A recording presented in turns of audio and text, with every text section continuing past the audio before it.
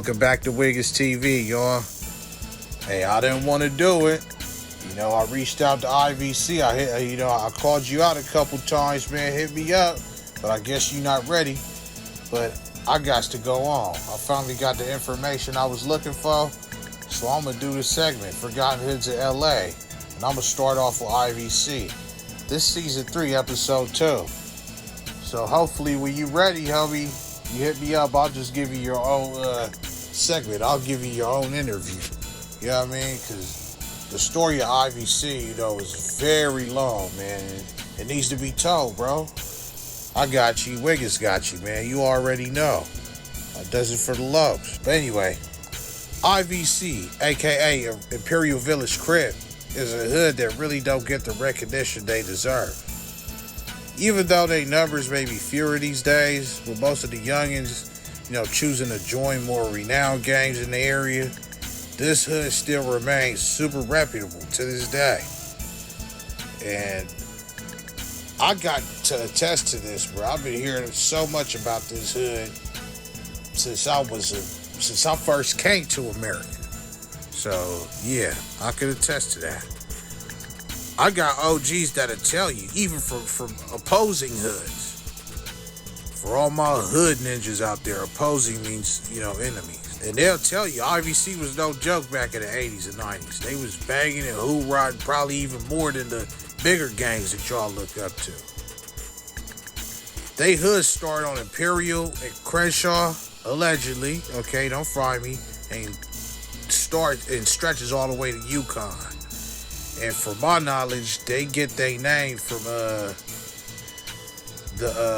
apartment building where they stay at. It's a lot of famous people who brush shoulders with IVC. But I'm gonna just name a couple. Now, me personally, I don't really respect Tupac. To me, he was a wannabe, and he told a lot of lies. And I could bring up, you know, him being a ballerina, but I'm gonna keep it respectful for all y'all that's fans of him, and you know, just in general, man. But Tupac was close friends with Big Syke, an OG from IVC. He was on that second verse, Picture Me Rolling. I got keys coming from overseas.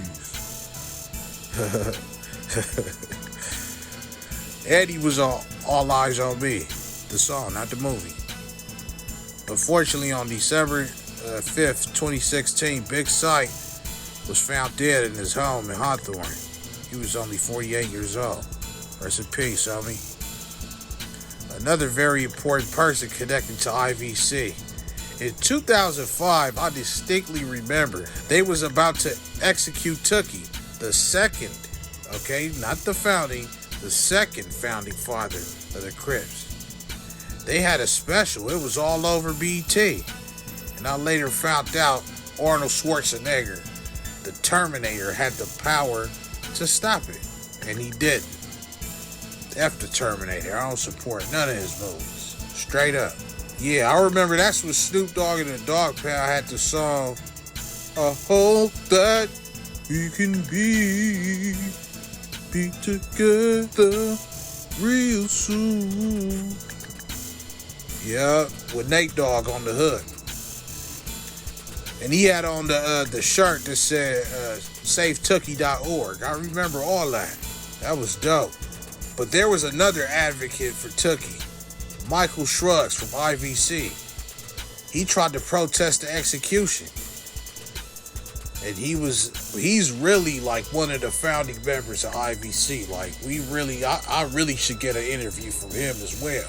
You know, man, that's what I'm telling you, bro. This is the IVC story. You know, it continues on and on, man.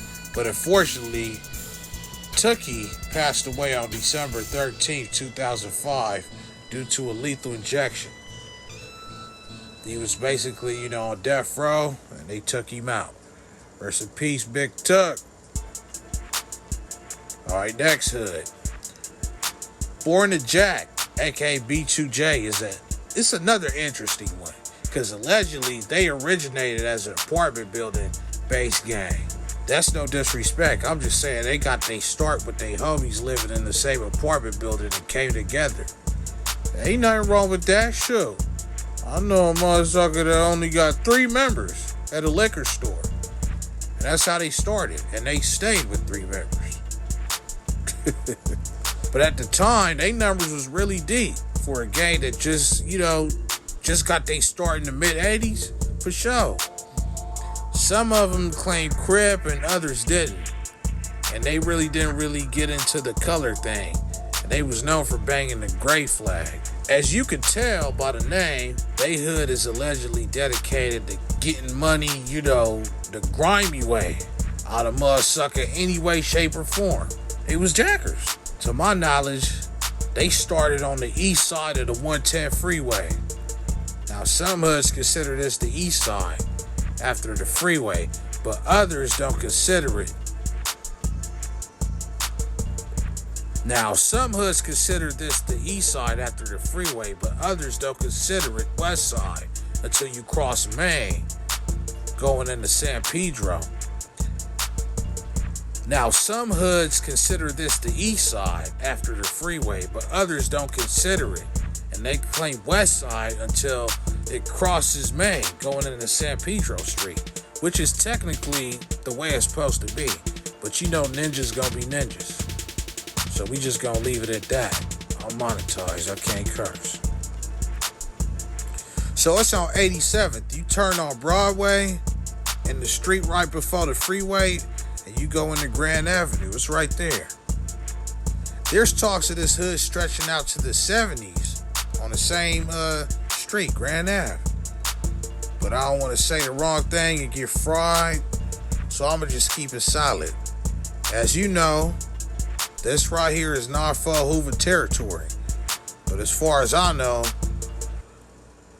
they mainly beef with the 87th Street Gangster Crips. That, I could be wrong, but that's what I heard. So this hood allegedly faded out, and their members joined hoods such as Main Street Mafia Crips, Grape Street Crips, Hoovers, some even Bloods, but a good chunk of them turned 7 Trey Hustler Crips. Alright, now the next hood, we got the Orchard Brims. I ain't got too much info on him except, from what I was told.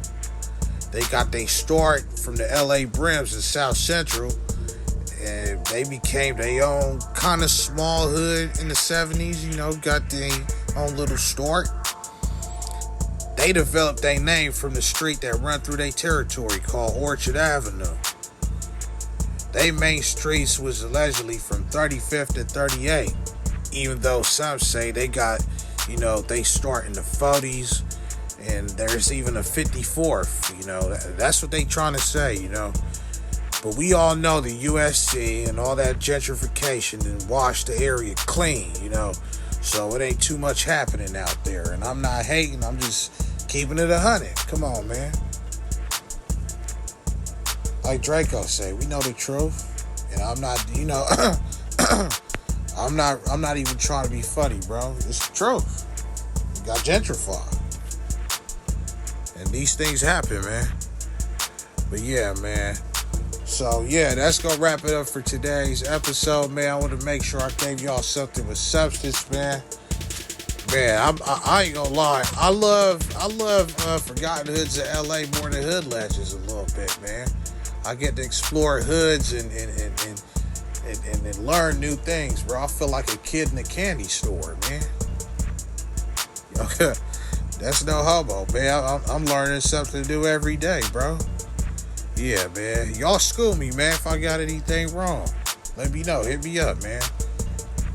But until then, make sure you like, comment, share, subscribe.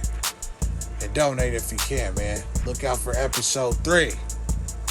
I might stretch it. I got enough hoods to go to episode 20, and that's no lie. I'm out of here. Wiggy!